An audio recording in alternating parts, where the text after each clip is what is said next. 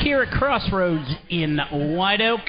Jeff Mossy, the well-known, the infamous Brett Schneeber here to the left of me, and of course, head coach Dan Fleming here sitting to the right. And Coach, yet another year that we start here, and it's got to be nice to be able to get back on the hard court and get ready for yet another season of Lancer basketball. Yeah, we're looking forward to it. We've been at it since last April, trying with open gyms and conditioning and things like that to get better. And our guys have worked extremely hard. We spent a lot of time in the gym, and September and October have been good months, and we started out pretty well so far in November. Effort's been high. We tried some things in zone today that didn't go real well. We got to pay a little better attention to detail and things like that. But we still have some time before the season starts. We just have to get better on a daily basis, and it's been a good group to be around so far. Hey, you guys went 22-2 last year. When you turn back that page and look at last season, did that team exceed the expectations of what you thought when we were sitting here, a year ago at this point? Did they exceed what you thought that they could do? Yeah, no doubt about it. They really overachieved. Of any team I've ever coached, they went beyond what their ability level was. They had a closeness, they had a toughness about them. They could really guard. They shared the ball very well. They just had high expectations, and they worked hard, and they really played well together.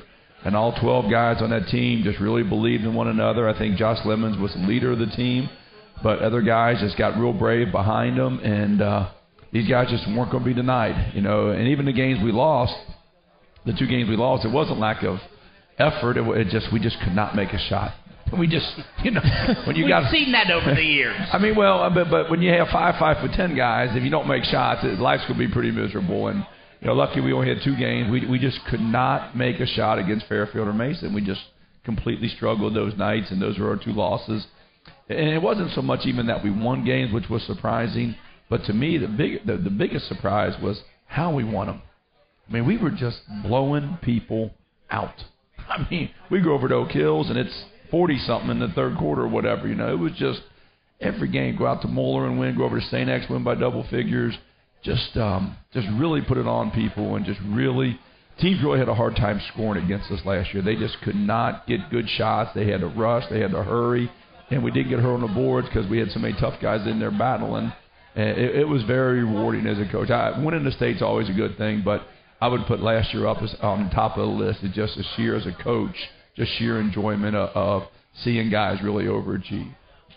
Flem, I go back and I look at last year's roster, and then I look at this year's roster, and then I start going down the names, and I'm like, he wasn't there last year, he wasn't there last year, he wasn't there last year, and I see 4 names, And I don't know how often you, over the years, have had to replace so many guys that contributed and everything. Maybe, I don't know, maybe it goes back to when I played and we had 9 or 10 seniors, but how hard has that been in the first few weeks of the season here, preseason, to mix so many new guys in? Yeah, it's really been difficult. We've had back-to-back classes that graduated of 7 guys each. That's 14 guys, and Josh was the 15th We'll start calling you Coach Cal. I don't know, But they're at least at LaSalle for 4 Yeah, I mean, they got McDonald's All-Americans, and our guys go to McDonald's maybe. That's about as close as we're getting. So, but with the new group, there's always the unknown, and the unknown can be a good or a bad thing. What any key to any team, though, is going to be the leadership that comes from within the team, and the example that those 4 guys you didn't mention, but those 4 guys that are returning, they've got to show the way. They got to show the way in the locker room. They got to show the way during the school day. They got to show the way at practice. They got to show the way when Coach Fleming's getting on one of those new guys. He's looking around like, what is he getting on me about? And they got to help him through that. You get on people? Once in a while. I didn't think that happened. Once in a while. I'm about ready to get on a cook out there. I don't think my food's right. I don't know. But, it's those guys that have done it, those guys that have been there, a coach can only do so much. Yep. Some of it has to come from within the team. Some of it's got to come within how we behave in the locker room, how we sit and watch the JV play. It's critical, in my opinion. Yeah. How we warm up before practice, how we stretch before practice. When I blow the whistle, how we stop and listen. We're not going to continue to dribble. We're not going to take one more shot. We're not going to do There's a certain way LaSalle basketball players have to act. It's a professional atmosphere. We are going to be very mature, right? And we are going about our business. That hour and a half or 2 hours we're in that gym is our time. And we're not being distracted. We're not screwing around. I always tell them, like when we're stretching, this isn't social time. It's basketball time. This is time for us to get ready to practice and get ready to get better. We're trying to get better. If we could get better every day for the next 4 months, we're going to be okay this year too. Now, I don't know if we're going to do that or not, but if we can do that, we have a chance. You've got two of the guys that were around last year that folks would recognize the name with Connor Speed and Jeffrey Larkin. And how much of an important role do those two have in leading the rest of the team that didn't see a whole lot of playing time at the varsity level, or those two other players and the rest of the roster being new? How important is the role for those two guys? Yeah, those guys are critical in this regard. One, they know what to do. And two, they've already done it. Now, somebody had to show them. Jeff Larkin was a sophomore last year. Connor was a junior but played JV the entire sophomore year. So they were both brand new to the varsity. Someone had to show them how we go about our business. Now, they both made first-team All-League, so obviously they learned from, Josh Lemons. Okay, now, they have to take what Josh showed them, and now they got to teach the other guys who are sophomores or freshmen or even the juniors. Because Eric, Coop, Jeff, and Connor are the only guys that were even on the team last year. Only in the atmosphere. Yeah. I'm saying something, and some of these guys look at me like, I got no idea what you're talking about, and they don't. Right. They don't. Language. So, I have to do my part. But that's where a program comes in. Well, that's part of being part of the LaSalle basketball program. Definitely, we expect the older guys to be the example for the younger guys, and we have expectations of our behavior, of our listening, of our effort, and we expect to win. And we're not making any bones about it. We're not doing all this time and effort year-round to lose. Right. We're trying to win the state. Now, I don't know if it's going to happen or not, but it won't be lack of effort on their part or the coach's part. We're doing everything like we did 2 years ago when we actually did win the state. We've coached them the same. The practices are the same. The effort is expected. You do need talent, and some teams are more talented than others. It's a natural thing. But when you come and watch us, we're going to be on the floor. You come and watch us, we're going to be in the other team's face. You come and watch us, we're going to shoot the three. We are going to play harder and be in better shape than everybody else we play. Now, is that always going to equal a win? No, it's not. Sometimes the other team is just better. Or sometimes we may struggle. But if you beat us, you're going to know you've been in a fight. We've talked for years, and you've used that analogy of putting things together in the kitchen, putting the right ingredients together to put this team together. And I keep wondering, maybe you don't have that right ingredient to grow that taller guy. When did that ingredient fall apart? Where did that ingredient go? Because it'd probably be nice to find that again and find a guy that's taller than 6'2". Well, that is true, but this taller guy has to be able to have some skill. The way we play, we don't need a taller guy that's going to clog us up or slow us down. We need a guy, because we're going to get the ball moving. We are going to be pressuring people, getting after people. We are going to be doing a lot of trapping, which means you got to be running. That bigger guy has to be mobile. And let's face it, in today's basketball, high school and college, it's all about guards.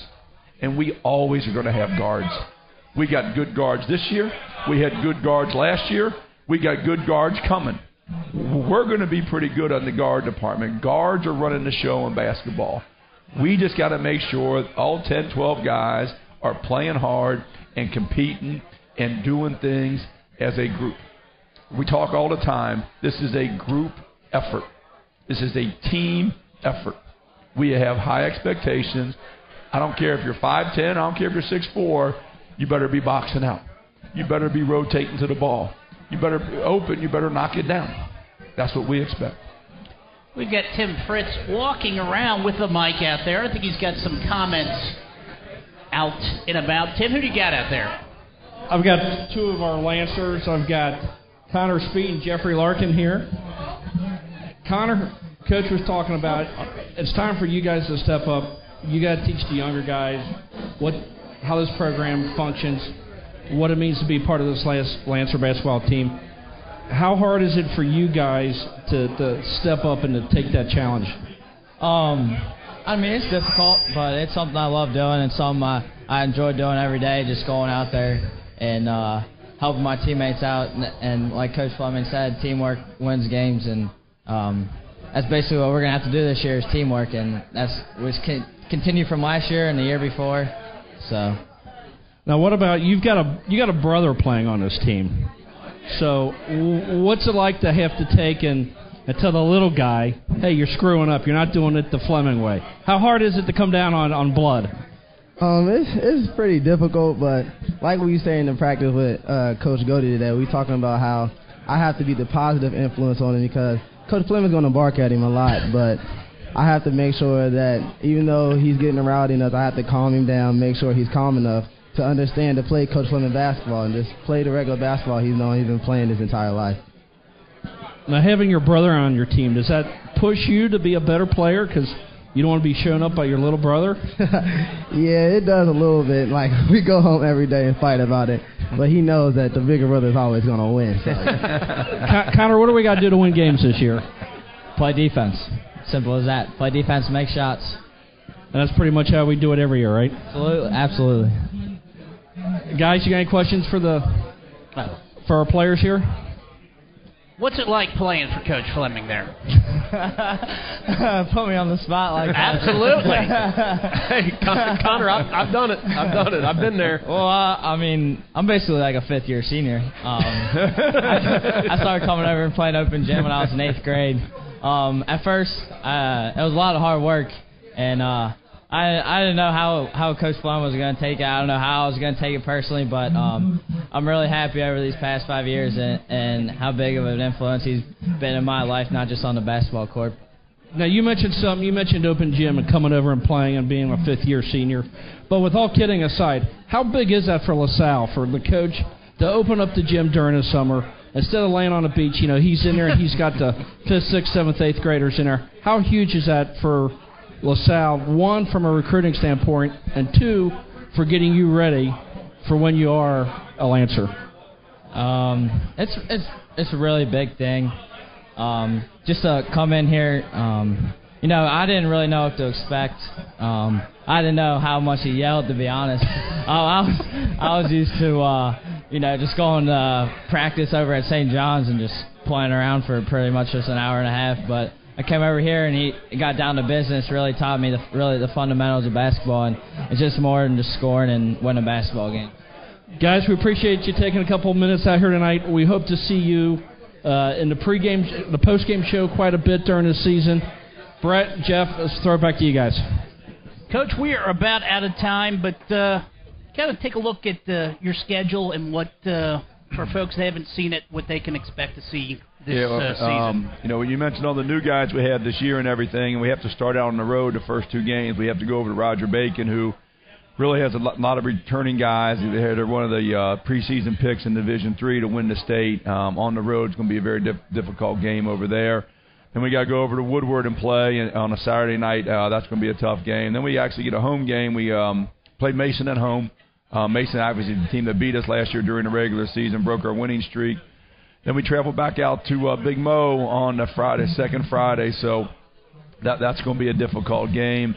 And then we have 2 other games. I think McNick and St. X before we head down to Ocala, Florida for our Christmas tournament and everything. That's going to be the 26th through the 29th. So we could possibly have 10 games in the month of December. So we got a busy month, and hopefully we'll be ready.